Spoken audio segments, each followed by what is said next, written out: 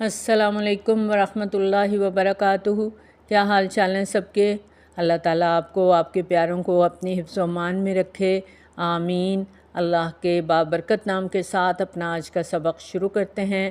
اعوذ باللہ من الشیطان الرجیم، بسم اللہ الرحمن الرحیم۔ رب اشرح لی صدری ویسر لی امری واحلل عقدۃ من لسانی یفقہوا قولی واجعل لی وزیرا من اہلی ربنا زدنا علما ربنا زدنا علما ربنا زدنا علما اللہم فقہنا فی الدین، آمین۔ کل ہم نے منافقت کے موضوع پر بات کی تھی اور ان آیات کی روشنی میں ہم نے ایک کوشش کرنے کا عہد کیا تھا، اور وہ کیا تھا کہ ان آیات کے آئینے میں ہم نے اپنے آپ کو رکھنا ہے، اپنی غلطیاں خود تلاش کرنی ہیں اور اپنی اصلاح خود کرنی ہے، اور منافقت سے اپنے آپ کو بچانا ہے۔ یہ رمضان ہمارا سیلف انالیسس پروگرام ہونا چاہیے کہ ہم اپنے رب کو کس طرح راضی کر سکتے ہیں اور ہمیں اس کے لیے کیا کوشش کرنی ہوگی۔ اور منافقت کو دل سے نکالنے کے لیے اللہ کی پہچان ضروری ہے، اللہ کی معرفت درکار ہے، اور طاغوت کو جان کر سمجھ کر اس کے چنگل سے اپنے آپ کو نکالنا ہے، کیونکہ ہم سب کسی نہ کسی طور طاغوت کے شکنجے میں جکڑے ہوئے ہیں۔ اور ہمارا قرآن پڑھنے کا مقصد بھی یہ ہے کہ ہر قسم کے شیطانی حربوں سے نکل کر ہم ایک اللہ کے ہو جائیں۔ اس دعا کے ساتھ ہم اپنا آج کا سبق شروع کرتے ہیں کہ اللہ تعالی ہمارا حامی و ناصر ہو، ہر قدم پر ہماری رہنمائی فرمائے، اور جو قدم ہم نے اللہ کے راستے میں اٹھایا ہے اللہ تعالی ہمیں اس میں ثابت قدمی عطا فرمائے، اور ہم سے وہ عمل کروائے کہ ہمارا رب ہم سے راضی ہو جائے، آمین۔ آج ہم سورۃ البقرہ کی آیت نمبر 255 سے 257 تک پڑھیں گے۔ آیت نمبر 255 آیت الکرسی ہے۔ ہم سب کو یہ یاد ہے، زبانی بچپن میں یاد کرا دی گئی۔ قرآن مجید کی سب سے اہم ترین اور عظیم آیت ہے، جس میں اللہ تعالیٰ کی کئی صفات کا بیان ہوا ہے۔ ابی بن کعب رضی اللہ تعالیٰ عنہ سے روایت ہے کہ نبی صلی اللہ علیہ وآلہ وسلم نے مجھ سے پوچھا، ابو منظر جانتے ہو تمہارے پاس کتاب اللہ کی سب سے عظمت والی آیت کون سی ہے؟ میں نے کہا اللہ و رسولہ اعلم۔ نبی صلی اللہ علیہ وآلہ وسلم نے پھر پوچھا، ابو منظر جانتے ہو تمہارے پاس کتاب اللہ کی کون سی آیت سب سے عظیم ہے؟ میں نے کہا لا الہ الا هو الحی القیوم۔ نبی صلی اللہ علیہ وآلہ وسلم نے میرے سینے پر ہاتھ مارا اور فرمایا، ابو منظر تمہیں علم مبارک ہو۔ یہ مسلم کی روایت ہے۔ حضرت ابو ہریرہ رضی اللہ تعالیٰ عنہ فرماتے ہیں کہ نبی صلی اللہ علیہ وآلہ وسلم نے فرمایا کہ ہر چیز کی ایک کوہان ہوتی ہے، اور قرآن کی کوہان سورۃ بقرہ ہے، اور اس میں ایک آیت ہے جو قرآن کی سب آیتوں کی سردار ہے، اور وہ آیت الکرسی ہے۔ آیت الکرسی رات کو پڑھ کر سوئیں تو شیطان دور ہوتا ہے، اللہ تعالیٰ انسان کی حفاظت کے لیے فرشتہ مقرر کر دیتا ہے، اور ہر وقت شیطان ہمارے ساتھ ہے، اور اس سے دور رہنے کے لیے علم کی ضرورت ہے۔ لیکن خالی علم ہمیں فائدہ نہیں دے گا جب تک عمل شامل نہیں ہوگا، کیونکہ عمل سے زندگی بنتی ہے، جنت بھی جہنم بھی۔ یاد رکھیں، نہ ہم فرشتے ہیں نہ ہی شیطان ہیں، ہم انسان ہیں، اور ہمیں عمل کرنے کی ضرورت ہے۔ اور نبی صلی اللہ علیہ وآلہ وسلم نے فرمایا، جس نے ہر فرض نماز کے بعد آیت الکرسی پڑھی، اللہ اسے شاکر دل، ذاکر زبان اور نبیوں کا ثواب اور صدیقوں کا عمل دے گا۔ اب یہاں بھی ذرا اپنے آپ کو چیک کر لیتے ہیں، جیسے ہی سلام پھیرتے ہیں باتیں شروع کر دیتے ہیں، اور خاص طور پر اگر کوئی دو لوگ باتیں کر رہے ہیں اور ہم نماز پڑھ رہے ہیں اور دھیان ہمارا سارا ان کی باتوں کی طرف ہے، تو جیسے ہی سلام پھیرتے ہیں ہم کہتے ہیں مثلا سلام پھیرے، بات ایسے نہیں ایسے تھی۔ فرض نماز پڑھ کر قطعاً نہیں بولنا، فوراً آیت الکرسی پڑھنی ہے، اس کا بہت زیادہ اجر و ثواب ہے۔ ایک اور حدیث کا مفہوم ہے کہ جس نے آیت الکرسی پڑھی اور اس روز اس کا انتقال ہو گیا تو اسے جنت میں جانے سے کوئی چیز روک نہیں سکے گی، اور جس گھر میں یہ پڑھی جاتی ہے وہاں سے شیطان نکل جاتا ہے۔ اتنی خوبصورت آیت ہے کہ ہر ایک کو اس کا حریص ہونا چاہیے۔ تو شروع کرتے ہیں، بسم اللہ الرحمن الرحیم۔ اللہ لا الہ الا ہو، اللہ کی توحید کا بیان ہے، اور توحید کے بغیر ایمان مکمل نہیں ہوتا۔ جب تک ہمارا عقیدہ توحید درست نہیں ہے، ہمارے تمام اعمال ضائع ہیں۔ اللہ لا الہ الا ہو، اللہ کے سوا کوئی معبود نہیں۔ لا کہہ کر بات کی گئی ہے، لا کہہ کر سب معبودوں کی نفی کر دی گئی، شرک کی تمام اقسام کی جڑ کاٹ دی گئی۔ اور اللہ کے واحد ہونے کی دلیل کیا ہے؟ آگے اللہ تعالیٰ کی 2 صفات بیان کی گئی ہیں۔ الحی القیوم، الحی وہ زندہ ہے، جتنے دوسرے معبود ہیں وہ فوت ہو جاتے ہیں، ختم ہو جاتے ہیں۔ اللہ تعالیٰ کی ذات کو فنا نہیں ہے، وہ مستقلاً زندہ ہے۔ یہ آیت شرک کی تردید ہے۔ اللہ تعالیٰ خود بھی زندہ ہے، اور زندگی اسی کے دم سے وجود میں آئی ہے، زندگی اس کے ہاتھ میں ہے۔ القیوم وہ قائم رہنے والا، قائم رکھنے والا ہے، ہر چیز کو تھامے ہوئے ہے، دوسرے سب سہاروں کے محتاج ہیں۔ جتنے بھی اولیاء اللہ گزرے، بزرگ گزرے، انبیاء علیہم السلام گزرے، وہ سب بچے کی شکل میں پیدا ہوئے، سب سہارے کے محتاج تھے۔ آج جب لوگ انہیں اللہ کا شریک کرتے ہیں تو انہیں سوچنا چاہیے کہ وہ تو اپنے وجود کے لیے، اپنی نشو و نما کے لیے سہارے کے محتاج تھے، اور اللہ تعالیٰ کو تو کسی سہارے کی ضرورت نہیں، وہ تو سب کو تھامے ہوئے ہے، ہر چیز کو قائم رکھے ہوئے ہے۔ صرف آسمان کو دیکھ لیں، کس طرح قائم ہے آسمان، اور بغیر ستونوں کے کھڑا ہے۔ سورۃ ملک کی آیت نمبر 3 اور 4 میں آتا ہے، الذی خلق سبع سماوات طباقا، وہ ذات جس نے تہ بر تہ 7 آسمان بنائے۔ ما تری فی خلق الرحمن من تفاوت، تم رحمان کی تخلیق میں کسی قسم کی بے ربطگی نہیں پاؤ گے۔ فرجع البصر هل تری من فطور، پھر پلٹ کر دیکھو کہیں تمہیں کوئی خلل نظر آتا ہے۔ ثم ارجع البصر کرتین ینقلب الیک البصر خاسئا وہو حسیر، بار بار نگاہ دوڑاؤ، تمہاری نگاہ تھک کر نامراد پلٹ آئے گی۔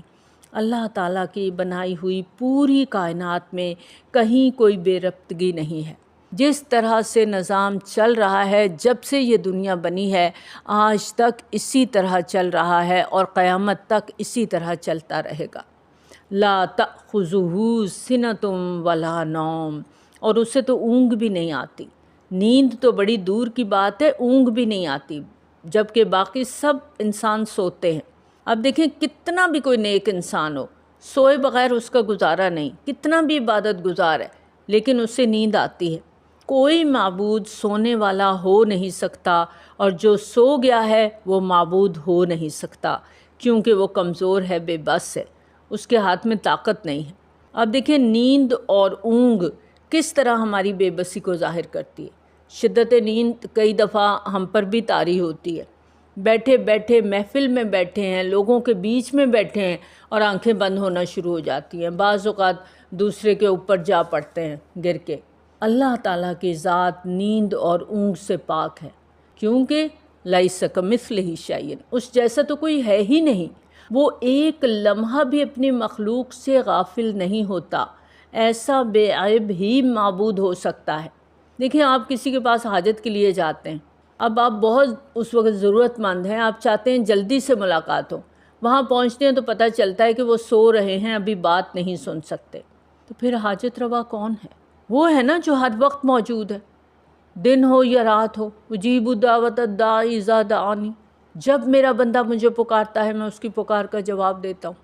لا تأخذہ سنۃ ولا نوم، جب تمہاری کوئی حاجت ہے تم آؤ، وہ تمہاری سنے گا، کیونکہ اسے نہ اونگ آتی ہے نہ نیند آتی ہے۔ لہو ما فی السماوات و ما فی الارض، یہ ہے اللہ، آسمانوں میں زمینوں میں جو کچھ ہے سب اس کا ہے، ہر چیز اس کی، ہر چیز کا مالک وہ ہے۔ کوئی بڑی سے بڑی خوبی جو کسی بھی انسان میں ہو، اس کی وجہ سے ہمیں اللہ کی اطاعت نہیں بھولنی، اللہ کی رضا نہیں بھولنی۔ کوئی کتنا بھی مالدار ہوگا، کسی پورے شہر کا، پورے ملک کا مالک نہیں بن سکتا، تو وہ معبود کیسے ہو سکتا ہے؟ اور یہ کتنا المیہ ہے ہمارا کہ جس شخص کے پاس ہم مال دیکھتے ہیں فوراً اس کے سامنے جھک جاتے ہیں، مرغوب ہو جاتے ہیں، لہو ما فی السماوات و ما فی الارض، زمین اور آسمان کی ہر چیز اس کی ہے، نہ اس سے مرعوب ہوتے ہیں نہ ڈرتے ہیں۔ دنیا میں تو امیر شخص کی حکم عدولی کی تاب نہیں ہے ہم میں، امیر ملک ہے کوئی، اس کے آگے نافرمانی کی جرت نہیں کر سکتے، اور اللہ تعالیٰ لہو ما فی السماوات و ما فی الارض، اور دن رات اس کی نافرمانیاں کرتے چلے جاتے ہیں، اور وہ تو اتنا صاحب اقتدار ہے، من ذا الذی یشفع عندہ الا باذنہ، کون ہے جو سفارش کر سکے، ہے کسی میں جرت؟ الا باذنہ، اللہ کی اجازت کے بغیر کوئی سفارش کر نہیں سکتا۔ سورہ زمر کی آیت نمبر 24 میں آتا ہے، قل للہ شفاعت جمیعا، کہہ دیجئے سفارش تو ساری کی ساری اللہ کے لیے ہے۔ اور جو لوگ یہ سمجھتے ہیں کہ کسی بزرگ کا، پیر کا دامن پکڑ لیں گے، کسی کو بڑا مان لیں گے، وہ ہماری سفارش کر دے گا، تو یہاں واضح طور پر بتا دیا، من ذا الذی یشفع عندہ الا باذنہ، کون ہے؟ چیلنج دے دیا گیا ہے، کوئی تو سامنے آئے۔ اللہ تعالیٰ کسی سے قطعاً مرعوب نہیں ہوتا، اللہ تعالیٰ کسی کے دباؤ میں نہیں آتا۔ اس روز جب قیامت قائم ہو جائے گی، بڑے بڑے پیغمبر بھی سفارش کرنے سے ڈر رہے ہوں گے، اور سفارش وہی کرے گا الا باذنہ، جس کو اللہ اجازت دے گا، اور جس کے لیے اجازت دے گا اسی کی سفارش کی جا سکے گی۔ نہ تو ہر ایک کی سفارش ہو سکے گی، اور نہ ہی ہر کوئی اٹھ کے سفارشی بن جائے گا، کیونکہ سفارش اس کے لیے ہوتی ہے جس کی کوئی کمی بیشی ہو، جس کے پاس کچھ ہے ہی نہیں، نہ دین ہے نہ ایمان ہے، تو اس کی سفارش نہیں ہو سکتی۔ دنیا میں سفارش ہو جاتی ہے، آپ کسی کی سفارش کرتے ہیں، وہ میرٹ میں بہت نیچے ہے، لیکن سفارش اتنی تگڑی ہے کہ سارے جو میرٹ میں اوپر لوگ ہیں ان کو چھوڑ کے اس کو اوپر چڑھا دیتے ہیں اور اس کو سیٹ دے دیتے ہیں، اور وہاں ایسا کچھ نہیں ہوگا۔ جس کی سفارش ہوگی اللہ کے اذن سے ہوگی، اور یہ کون لوگ ہوں گے؟ جن کے نیک عمل ہوں گے، لیکن کوئی ایک عمل ایسا ہوگا جس کی وجہ سے رستہ نہیں کھل رہا، پھنسے ہوئے ہوں گے۔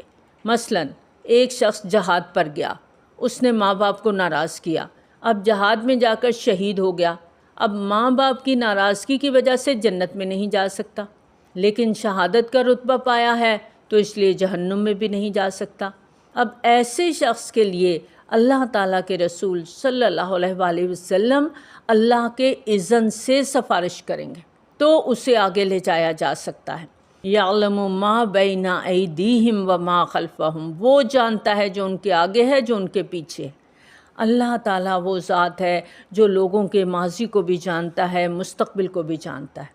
اگر ہم اپنے آپ کو دیکھیں تو ہمیں یاد ہے عالم ارواح، جب ہم سب کو اٹھایا گیا تھا، تمام روحوں کو، اور ان سے عہد لیا گیا تھا، وعدہ الست، کہ ہمیں یاد ہے کوئی؟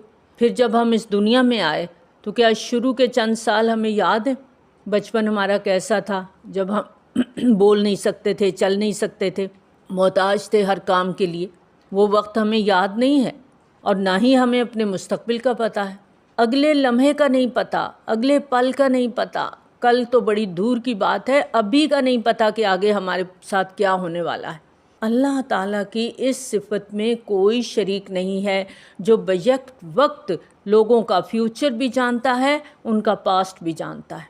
اب دیکھیں دنیا کا جو بادشاہ ہے اس کو اپنی رعایا کے بارے میں کوئی پتہ نہیں ہوتا کہ کون تڑپ رہا ہے، کون بیمار ہے، کون بھوکا ہے، کون پیاسا ہے، کس کے پاس پیسہ ہے نہیں ہے، بادشاہ کو کوئی پتہ نہیں ہوتا۔ اللہ تعالیٰ کا علم لامحدود ہے، وہ اپنے بندے کی ہر چیز کو جانتا ہے، اس کے ماضی کو بھی جانتا ہے، اس کے فیوچر کو بھی جانتا ہے۔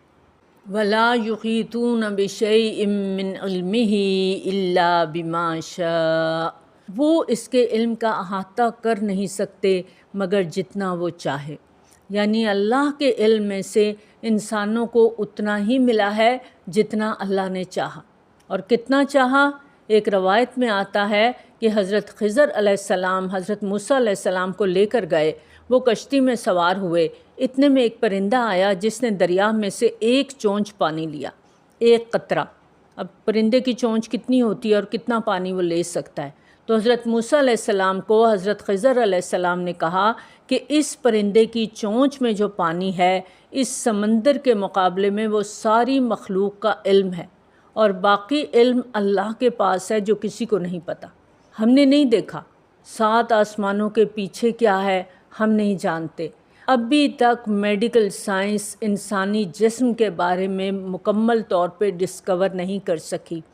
ایک سیل کے بارے میں ابھی تک ریسرچ چل رہی ہے، اور پوری باڈی کے فنکشن ابھی تک انسان دریافت نہیں کر سکا۔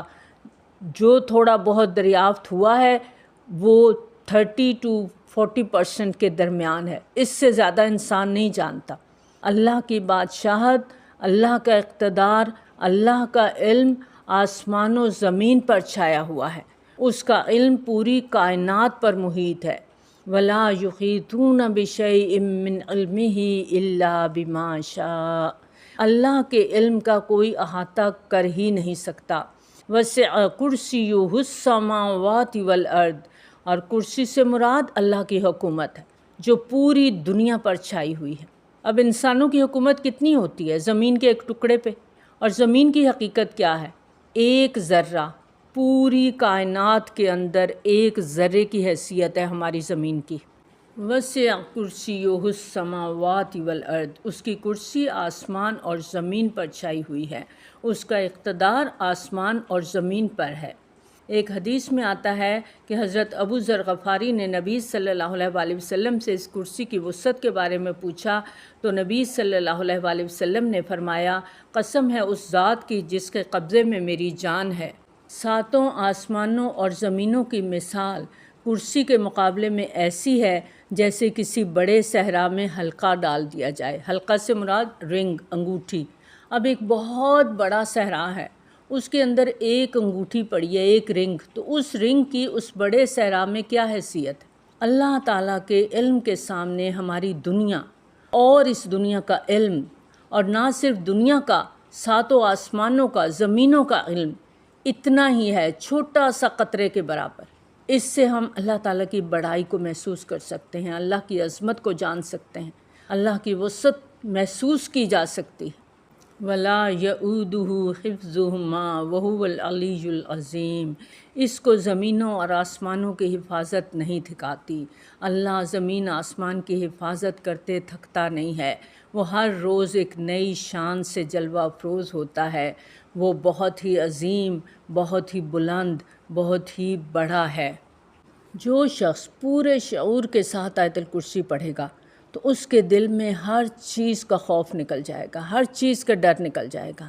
اللہ تعالیٰ کی ذات، وہ ذات جس کا اقتدار سارے آسمان پر ہے، ساری زمین پر ہے، تو ہمیں کس سے ڈرنا ہے؟ ہمیں صرف اور صرف اللہ سے ڈرنا ہے۔ مرعوب ہونا ہے تو اللہ سے ہونا ہے۔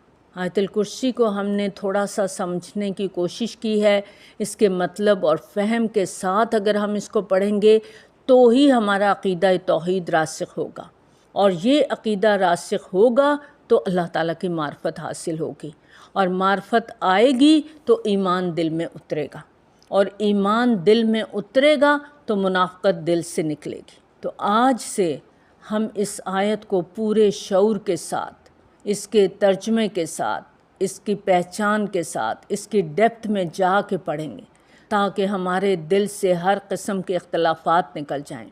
اللہ تعالیٰ کی عظمت، اللہ تعالیٰ کی شان، اللہ تعالیٰ کی بڑائی کا احساس ہمارے دل میں اترے، اور اللہ کی محبت اس طرح ہمارے دل میں بیٹھ جائے کہ تمام محبتوں کو پیچھے چھوڑ دے، اور یہ عقیدہ ہمارے دل میں راسخ ہو جائے کہ لا الہ الا هو الحی القیوم، اللہ ایک ہے، اس کا کوئی شریک نہیں ہے، اللہ حاجت روا ہے، اللہ مشکل کشا ہے۔ ہماری تمام دعائیں جو ہماری زبان پر آئیں یا ہمارے دل میں ہوں وہ سب اللہ تعالیٰ کے علم میں ہیں، اور اللہ کے سوا کوئی سفارش کرنے والا نہیں، اس لیے کہ زمین اور آسمان پر صرف اور صرف اللہ تعالیٰ کی حکومت ہے۔ جب کچھ بھی باقی نہیں رہے گا تو صرف ذات واحد کو بقا ہوگی، کیونکہ وہ الحی القیوم ہے۔ اب ہم ہر روز، ہر فرض نماز کے بعد پورے شعور کے ساتھ، اللہ کی پہچان کے ساتھ اس کو پڑھیں گے تاکہ جنت کے دروازے ہمارے لیے کھول دیے جائیں۔ اللہ تعالی ہم سب کو اپنی معرفت، اپنی پہچان اور اپنی محبت کی توفیق دے، ایسی محبت جو تمام محبتوں سے بڑھ کر ہو، آمین۔ آیت الکرسی کے بعد آگے 2 آیات رکھ دی گئیں جو کہ بہت ہی اہم آیات ہیں، جو ہمیں طاغوت کی پہچان کراتی ہیں۔ لا اکراہ فی الدین، نہیں کوئی جبر دین میں، دین کی طرف لانے میں کوئی جبر نہیں، کسی کو زور زبردستی سے مسلمان نہیں بنایا جا سکتا۔ اس کے پس منظر میں یہ روایت ملتی ہے کہ انصار مدینہ نسل در نسل مدینہ میں رہ رہے تھے، انہوں نے یہودیوں سے مروب ہو کر اپنے ہی بچوں کو یہودی بنانا شروع کر دیا تھا۔ جب اسلام آیا تو وہ اس بات پر بہت پچھتا رہے تھے اور اس وقت یہودی وہاں سے نکالے جا رہے تھے۔ اب انہوں نے چاہا کہ ہمارے بچے اسلام کی طرف آ جائیں تاکہ جلا وطنی سے بچ جائیں۔ اس میں کچھ نصارہ نے بچوں کے ساتھ زبردستی کرنے کی کوشش کی۔ اس موقع پر یہ آیت آئی کہ لا اکراہ فی الدین، دین میں زبردستی نہیں ہے، اور یہ آیت اس بات کی دلیل ہے کہ اسلام تلوار سے نہیں پھیلا، اور زبردستی اس لیے نہیں، قد تبین الرشد من الغی، یقیناً واضح کر دی گئی ہدایت گمراہی سے۔ اللہ تعالیٰ نے گمراہی اور ہدایت کو الگ الگ کر دیا۔ اللہ تعالیٰ نے 2 راستے دکھائے، ایک روشن ایک تاریک، اور ہر شخص کو ان کا علم کتابوں کے ذریعے سے، انبیاء علیہم السلام کی تعلیمات کے ذریعے سے دے دیا گیا۔ اب انسان کو چوائس دے دی گئی کہ دونوں میں سے وہ جو رستہ چاہے اختیار کر لے، اس رستے کو چننے میں زبردستی نہیں ہے۔ اسلام سلامتی کا نام ہے، سلامہ، یہاں زبردستی نہیں ہے۔ ہاں، جو اسلام میں آ جائے، جو کلمہ پڑھ لے، اس کے بعد اگر وہ کفر کا رستہ اختیار کرے، اگر وہ دین سے پھر جائے، مرتد ہو جائے، تو اسے قتل کرنے کی سزا دے دی گئی، کیونکہ وہ دین سے پھر کے مرتد ہو کے معاشرے میں فساد اور بگاڑ کا سبب بنے گا، اس لیے مرتد کی سزا سخت رکھی گئی۔ کسی کا ایمان جانا اس کے لیے نجات کے سارے رستے بند کر دیتا ہے، ہمیشہ کے لیے جہنم کا ایندھن بن جاتا ہے۔ اب ایسا شخص خود بھی آگ میں گرے گا اور دوسروں کو بھی ساتھ لے کر چلے گا، تو اس کو سزا دینا ضروری ہے، کیونکہ وہ اب ضرر رساں ہو گیا۔ جیسے بچھو سانپ کو مارنا ضروری ہوتا ہے، نہ ماریں گے تو نقصان دے گا۔ قد تبین الرشد من الغی، ہدایت اور گمراہی 2 الگ الگ چیزیں ہیں، ان میں کوئی جوڑ نہیں۔ غی کا لفظ اس جہالت کے لیے استعمال ہوتا ہے جو غلط عقائد کی وجہ سے پیدا ہوتی ہے۔ ہدایت گمراہی واضح ہو چکی ہے، اب ہر صاحب عقل کے لیے اس کو پہچاننا آسان ہے۔ اندھیرے اور روشنی میں، اچھے اور برے میں، گندگی اور صفائی میں ہر صاحب عقل تمیز کر سکتا ہے۔ اس لیے دین میں کوئی زبردستی نہیں ہے، دین کی پہچان ہی کافی ہے، اور یہ بذات خود اتنی عمدہ، اتنی خوبصورت چیز ہے کہ جو بھی تعصب سے ہٹ کر اسے دیکھتا ہے وہ اسے اپنا لیتا ہے، کیونکہ وہ جانتا ہے کہ اسی میں اس کی بھلائی ہے۔ فَمَن یکفر، تو جو انکار کرے گا، بالطاغوت، طاغوت کا، ویؤمن، اور ایمان لائے گا، باللہ، ساتھ اللہ کے، فقد استمسک بالعروۃ الوثقیٰ، تو یقیناً اس نے تھام لیا کڑا مضبوط۔ جو طاغوت کا انکار کرے گا، اب طاغوت کیا ہے؟ طاغوت کا لفظ طغیانی سے ہے، ہر وہ چیز جو انسان کو سرکشی پر آمادہ کرے، یعنی جو شخص ہر اس چیز سے انکار کرے جو اللہ تعالیٰ کی طرف لے جانے والی ہے، وہ طاغوت ہے۔ ہر وہ سرکش قوت جو اللہ کو چھوڑ کر اپنی اطاعت پر مجبور کرے، وہ شیطان بھی ہو سکتا ہے، وہ ہمارا معاشرہ بھی ہو سکتا ہے، ہمارا اپنا نفس بھی ہو سکتا ہے، ہماری اولاد بھی ہو سکتی ہے، حکومت کے اہلکار بھی ہو سکتے ہیں، کوئی بھی شخص ہو سکتا ہے۔ اب دیکھیں، یہاں ہم قرآن سیکھنے کے لیے بیٹھے ہوئے ہیں، اب اس میں جو چیزیں ہمارے راستے میں رکاوٹ بنیں گی، رمضان کا مہینہ ہے، برکتوں کا مہینہ ہے، لیکن اس مہینے میں بھی ہمارے راستے میں رکاوٹیں آتی ہیں، اور رکاوٹیں کہاں سے آتی ہیں؟ ہمارے اپنے گھر، ہمارا اپنا خاندان، ہماری اپنی ذات، ہماری اولاد، یہ سامنے آ جاتے ہیں، پھر اللہ کی بات پیچھے رہ جاتی ہے۔ تو ہر وہ قوت جو اللہ کے راستے میں رکاوٹ بنتی ہے وہ طاغوت ہے، اور جو طاغوت کا انکار کر دے گا، جو اپنے رب پر ایمان لے آئے گا، فقد استمسک بالعروۃ الوثقیٰ، تو گویا اس نے ایک مضبوط سہارا تھام لیا، عروۃ الوثقیٰ تھام لیا، یعنی اس کو توفیق الہی مل گئی، اللہ کی طرف سے توفیق نصیب ہو جاتی ہے۔ اللہ تعالیٰ ٹیسٹ کرتا ہے ہمارا کہ اللہ تعالیٰ نے ہمیں حق دکھا دیا، اب اللہ دیکھتا ہے کہ میرا بندہ کتنی کوشش کرتا ہے اس حق کو پانے کے لیے۔ اللہ تعالیٰ ہدایت دیتا ہے، اللہ تعالیٰ اپنا رستہ دکھاتا ہے، جو رجوع کرتا ہے تو اللہ کا وعدہ ہے کہ وہ اس کی مدد کرے گا۔ یاد رکھیں، حق تک پہنچنے کے لیے ہمیں تمام طاغوت کراس کرنے ہوں گے۔ اب دیکھیں، کوئی بھی ڈوب رہا ہو، اس کو کوئی ہینڈل مل جائے، کوئی ٹہنی مل جائے، کوئی تنا مل جائے تو وہ فوراً پکڑے گا تاکہ اپنے آپ کو بچا سکے۔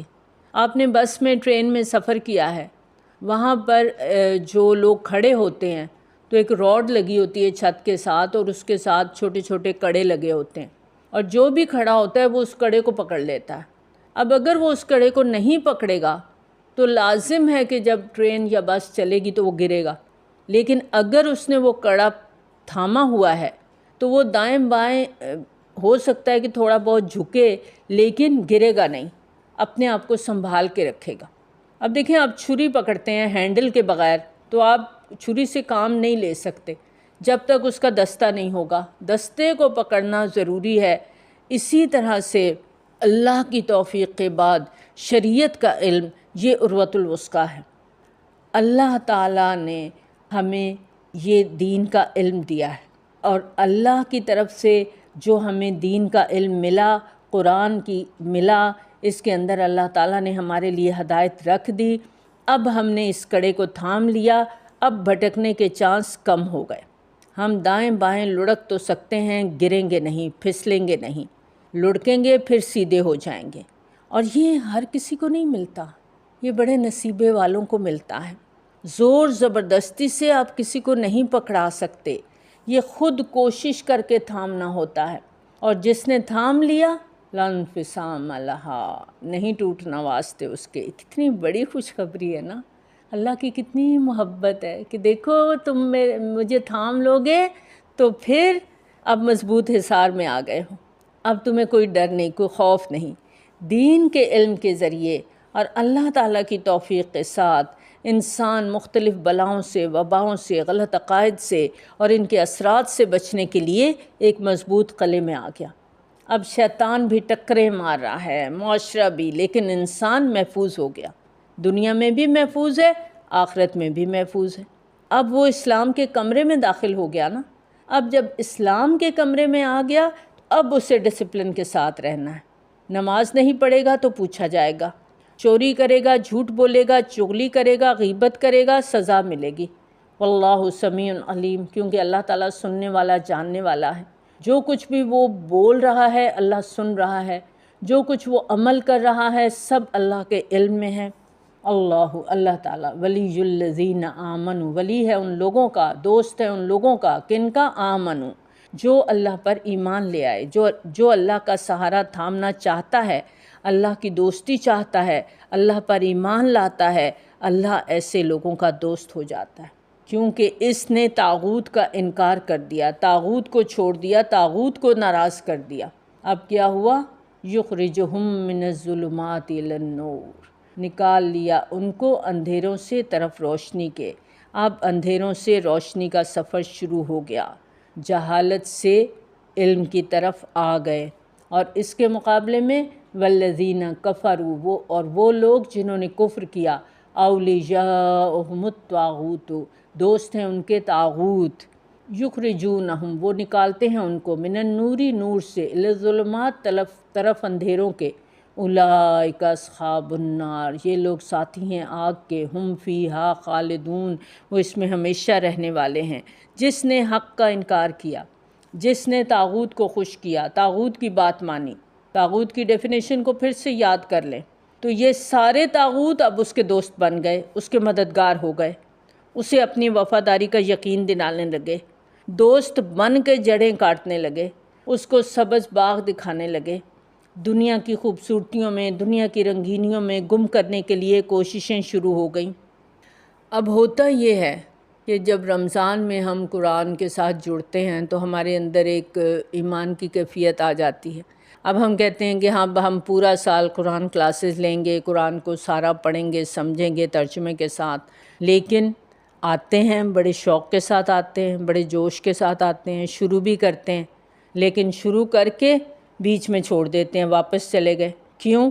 بہت سی مجبوریاں آڑے آ گئیں، اور یہ مجبوریاں جتنی بھی آئیں، چاہے اپنے نفس نے مجبور کیا، خاندان نے کیا، برادری نے کیا، اولاد نے کیا، جس نے بھی کیا، شیطان نے کیا، لیکن یہ سوچ آئی کہ یہ قرآن پڑھنے سے یہ اور یہ پرابلمز آ رہی ہیں۔